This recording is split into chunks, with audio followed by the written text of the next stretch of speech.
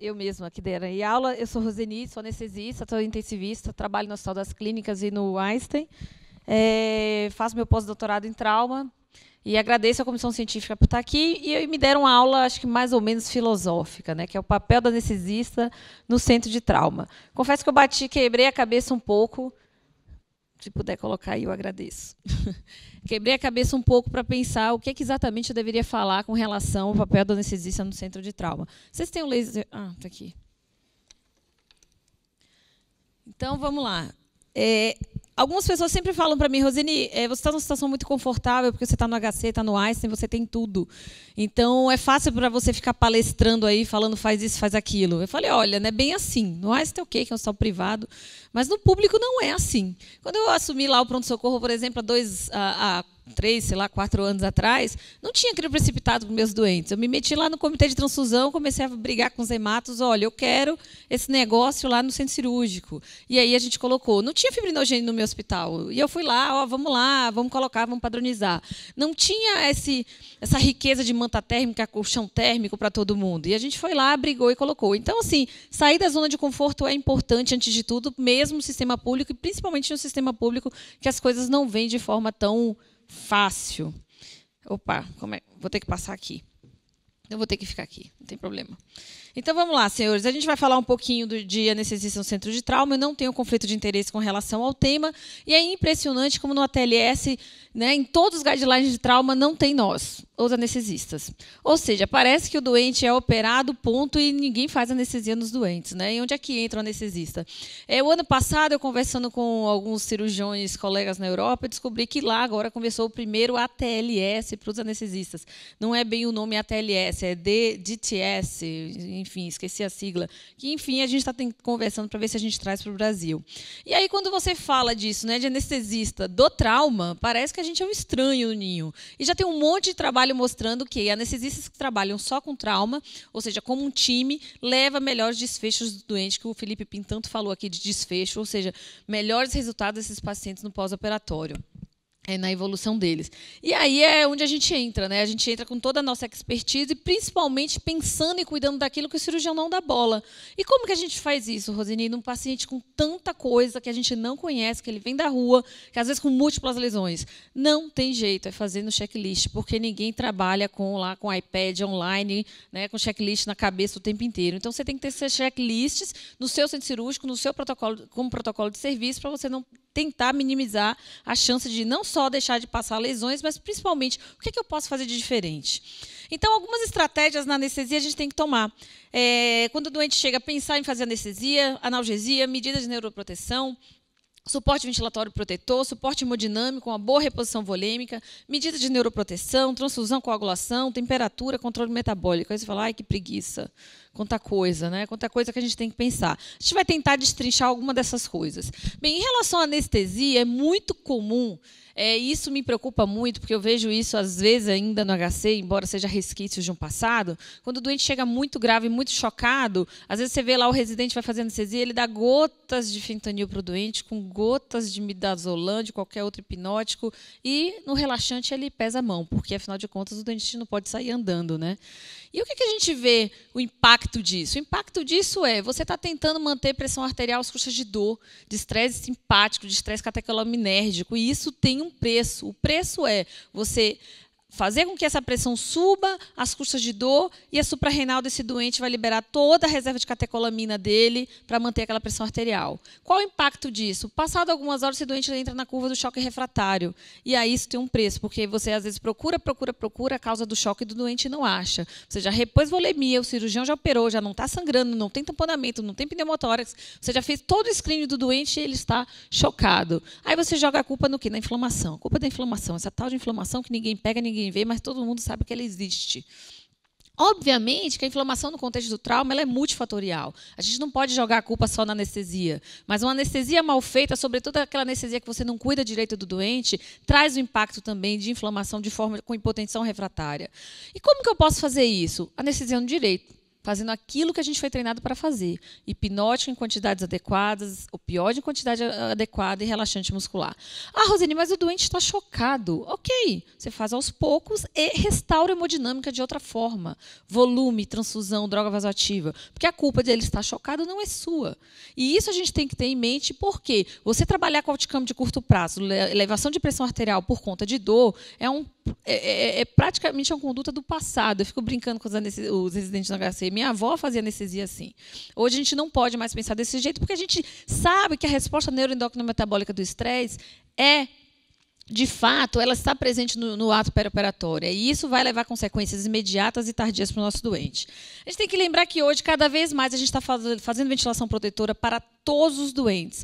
Até bem pouco atrás, a gente só fazia ventilação protetora, aquela conversa, 6 ml por quilo, limitava a lesão de platô, para quem tinha pulmão doente. Hoje a literatura está inundada de coisas, e eu tenho o maior orgulho, que a grande parte da literatura mundial de alto impacto é de literatura brasileira, entre elas nosso colega o Ari, que deve estar dando aula por aí, que é um colega meu que trabalha no ICE, ele publica no JAMA, no Lancet, e ele mostrou lá, através de avaliação intraoperatória de pulmões bons, da anestesia, de pacientes que a gente faz corriqueiramente no dia a dia, que ventilar de forma protetora esses doentes tem impacto também de desfecho de redução de mortalidade. Então, aquela coisa, o pulmão é bom, vou fazer 10 ml por quilo porque ele não é doente, também é coisa do passado. O que mais que a gente tem que lembrar como gerenciadores do centro cirúrgico? Veja bem, o doente chegou, o cirurgião está focado em lesões intraoperatórias e a gente tem uma série de coisas para gerenciar no entorno, né?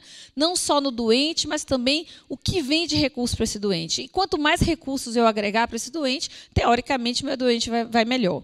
E aí a gente tem que lembrar que nesse aparato de reposição volêmica, hemodinâmica e cardiovascular, obviamente, quanto mais monitorização você tiver no seu serviço, você pode agregar mais informações ou não. Isso não quer dizer que se você está num serviço menor, num serviço que você não tem ecocardiograma, você não tem delta PP, você não possa fazer um bom serviço também, principalmente quando você tem apenas uma gasometria. A gasometria ela vai te dar as informações mais importantes com relação à reposição volêmica e transfusional. Você precisa de lactato e delta-CO2. E aí eu brinco com os meninos também lá. Às vezes você tem uma Ferrari e não sabe usar. Mas se você tem um Fusca que faz o negócio direito, ele vai andar e vai chegar bem. Por isso que é tão importante aquilo que a gente tem dentro do nosso serviço, a gente saber gerenciar o recurso da forma mais efetiva que a gente possa oferecer para o nosso doente. Então, continuando, vamos falar de cada uma dessas medidas. E aí eu falei para vocês, como eu minimizar a chance de passar coisas na anestesia do trauma, que é um doente agudo, você não sabe quando ele vai chegar, às vezes você não tem nem tempo de preparar a sala. E aí saiu esse trabalho na anestesia e analgesia agora há 4 anos atrás, em novembro de 2013, que é o checklist de trauma em sala de cirurgia, onde ele fala basicamente você avaliar e preparar o doente antes de chegar na sala, quando o paciente chega na sala e no pós-cirúrgico. Então aí a americana adora checklist, né? Hoje estamos na era do checklist. Nós temos time-out, a checklist de tudo. E aí, obviamente, ele faz nada mais, nada menos do que aquilo que a gente já vem falando há algum tempo. Prepare sua sala, peça aquecedor, peça banco de sangue. Prepara o seu self-save se você acha que é um doente que você pode resgatar hemácias desse doente em tempo hábil. Né? Se o doente chega na sala, prepara o cirurgião, prepara o banco de sangue para você pedir coisas. Só que se você for observar, um checklist gigante, né?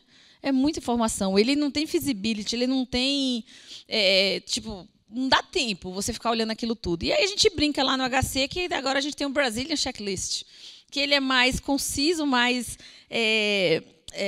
sucinto, e que ele veio do que a gente brincou no primeiro livrinho que a gente fez do trauma, que era o Narimo, né? Agora a segunda edição vai sair o ano que vem, e a gente colocou na hora. O que é na hora? Neurológico. Eu anestesiei bem o meu doente? Ele está com anestesia adequada, tem plano anestésico, eu vou manter venosa porque é um neurotrauma, eu vou manter inalatória? Ok, anestesia direito. Só isso que você precisa saber.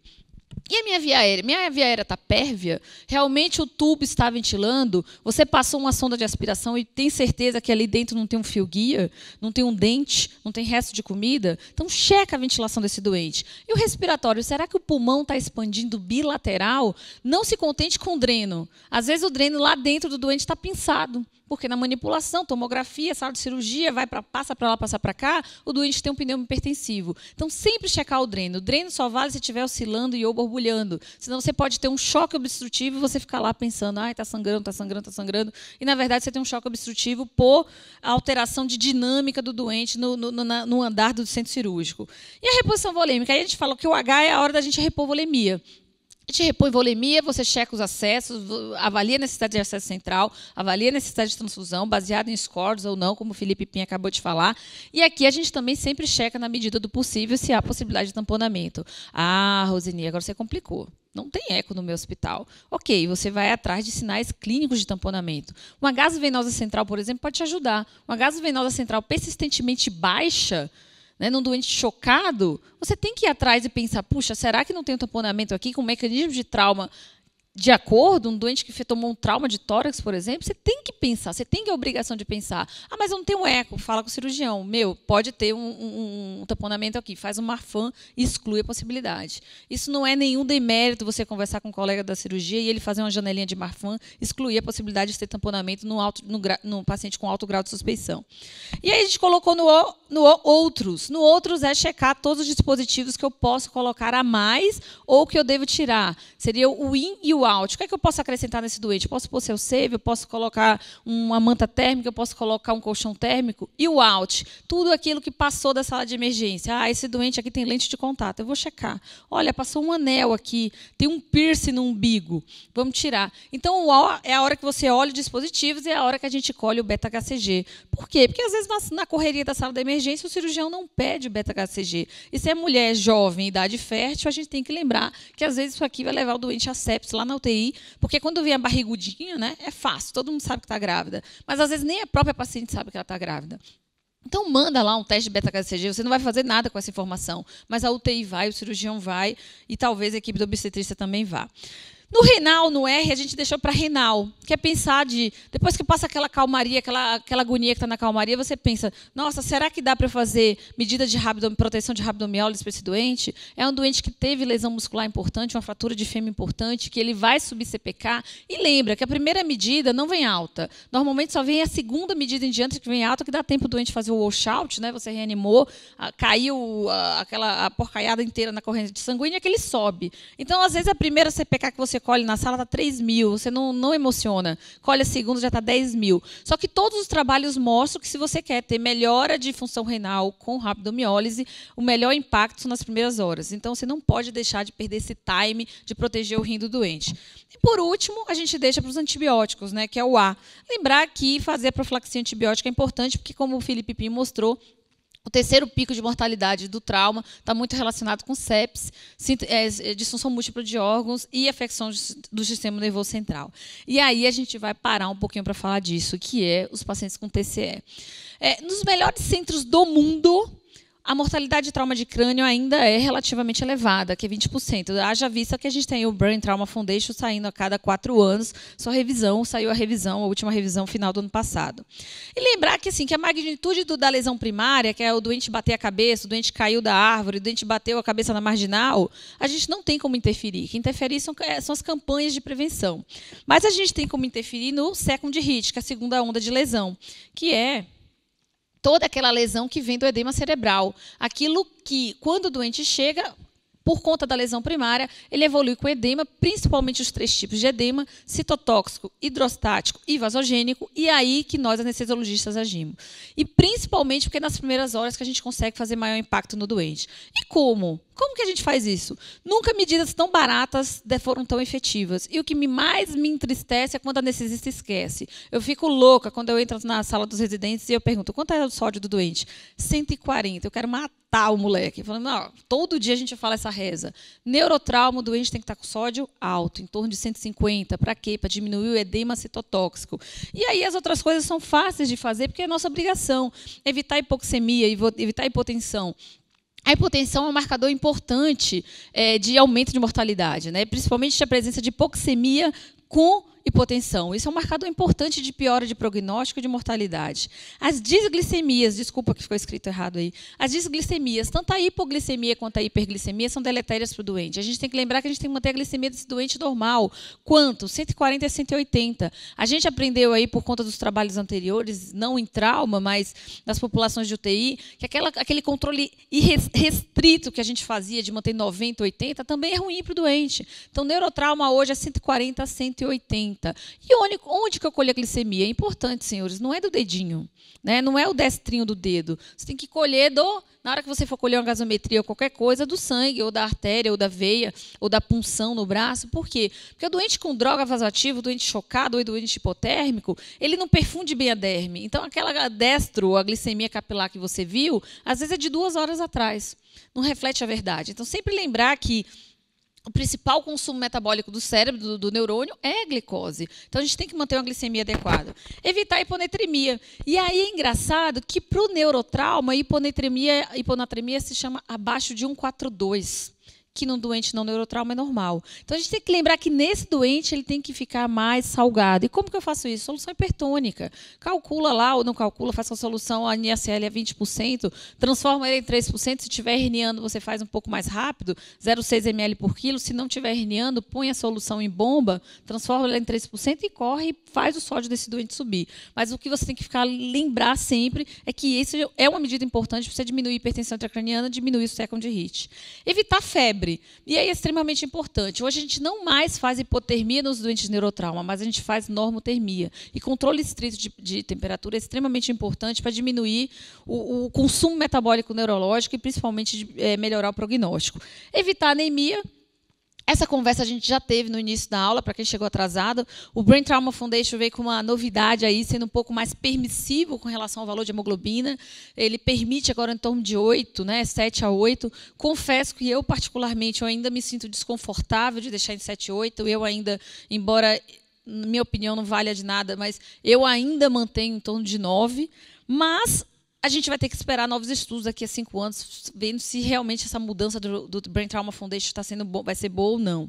E lembrar que corticoide, mais uma vez, isso não é novidade para ninguém, para trauma de crânio ele não tem evidência, ele até piorou a mortalidade. Opa, travou. Então, lembrando aqui, só para a gente lembrar, quando a gente fala de pulmão, sempre checar o dreno, sempre checar a expansibilidade torácica. Quando eu estiver em hemodinâmica, qual é o papel do anestesista? Ah, Roseni, a anestesia direita, ele chocou. Tudo bem, chocou. Vai atrás da causa do choque. Será que foi mesmo sua anestesia? Será que a volemia está adequada? E aí eu preciso dos meus parâmetros de microcirculação, lactato, CO2, bezaxés, bicarbonato.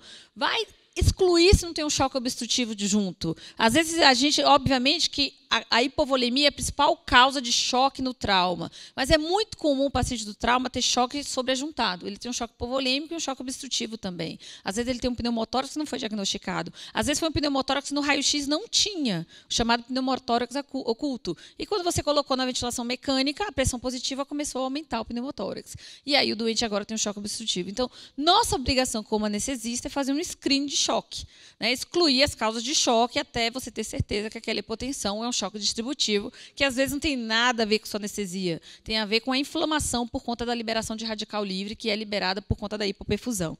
E lembrar que quais são as nossas metas de reanimação? As metas macrohemodinâmicas são essas, PAM em torno de 65, obviamente se for neurotrauma em torno de 80, uma meta de diurese em torno de 0,5 a 1 ml quilo-hora, sem diurético, obviamente, por conta de uma boa reanimação de volume e não por conta de que você deu diurético para esse doente.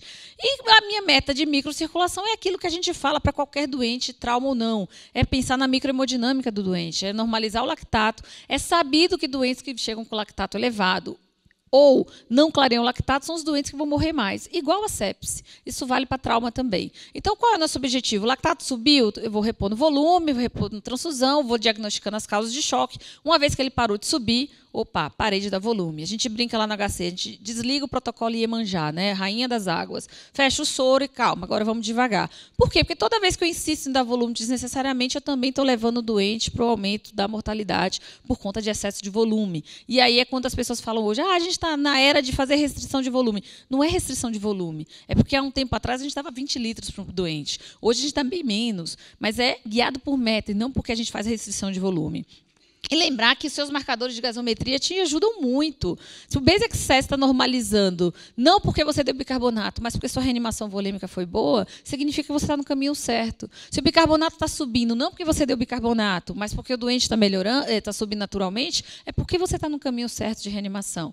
Lembrar que bicarbonato ele é um tampão, ele não resolve, ele não tem impacto de diminuição de mortalidade, ele é só uma ponte para doentes que estão sendo, enquanto eles estão sendo reanimados.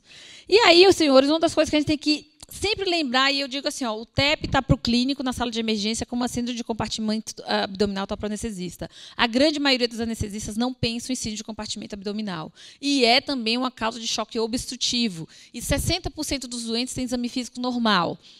Então, a gente tem que lembrar que alguns doentes começam a chocar por choque obstrutivo de causa de etiologia síndrome de compartimento abdominal. Onde a gente vê isso mais comum? Nas grandes cirurgias abdominais, ou principalmente quando a gente tem lesões vasculares. Então, nessa hora, a gente precisa chamar o cirurgião. Olha, a pressão endotraqueal está subindo, o débito urinário caiu, vamos medir uma PIA. PIA acima de 20, com disfunção orgânica, ou seja, não adianta você ter só a pressão aumentada. Você tem que ter disfunção orgânica. Ou o retorno venoso está diminuindo, está ficando hipotenso, está refletindo na oxigenação, a oxigenação está caindo, ou o débito urinário está reduzindo. Isso configura síndrome de compartimento abdominal. Qual é o tratamento? Chamar o cirurgião para fazer laparotomia descompressiva. Passa a ser uma laparotomia terapêutica e não mais uma laparotomia diagnóstica. Então, a gente tem que lembrar, porque, eventualmente, só isso aqui que salva o doente. O doente tem que ir com a barriga aberta para o centro cirúrgico, para a UTI, e fechar no segundo tempo.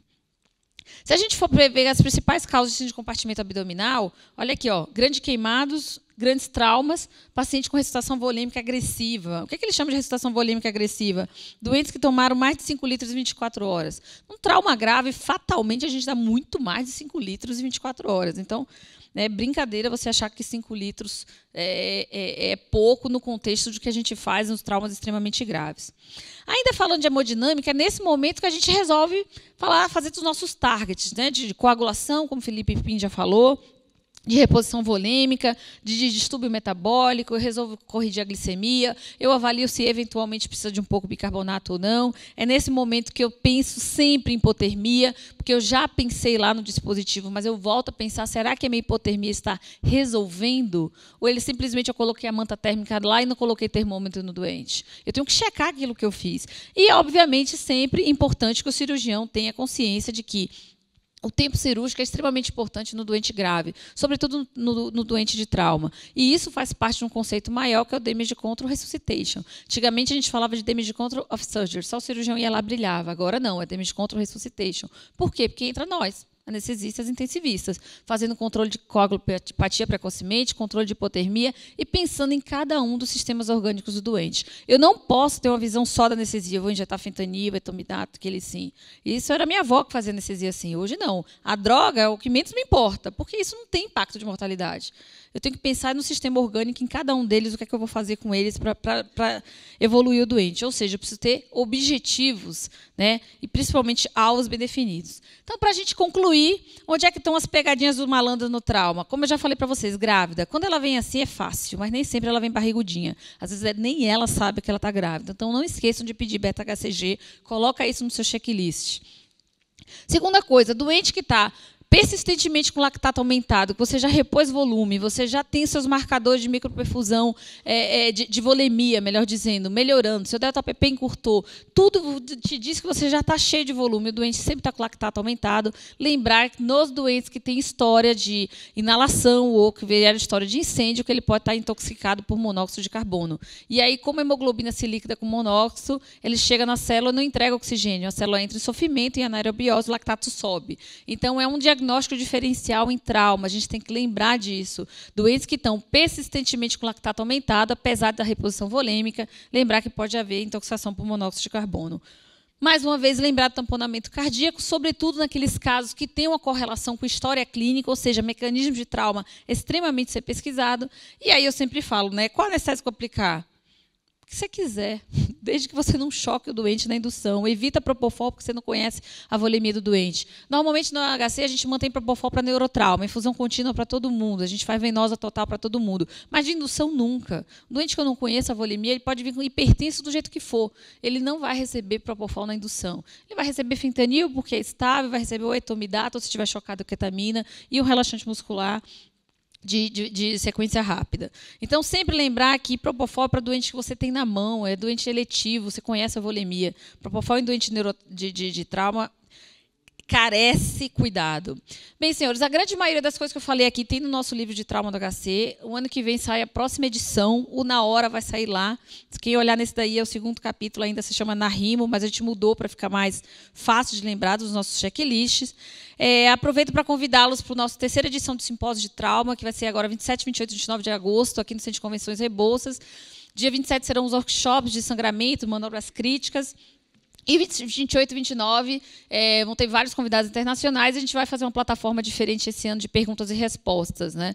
Então, tem o WhatsApp na pergunta e é basicamente um caso clínico e discussão com a plateia que não vai precisar se expor. Você vai mandar para o WhatsApp, para o moderador vai lançar as perguntas. Então, é um prazer estar aqui com vocês de novo. Muito obrigada.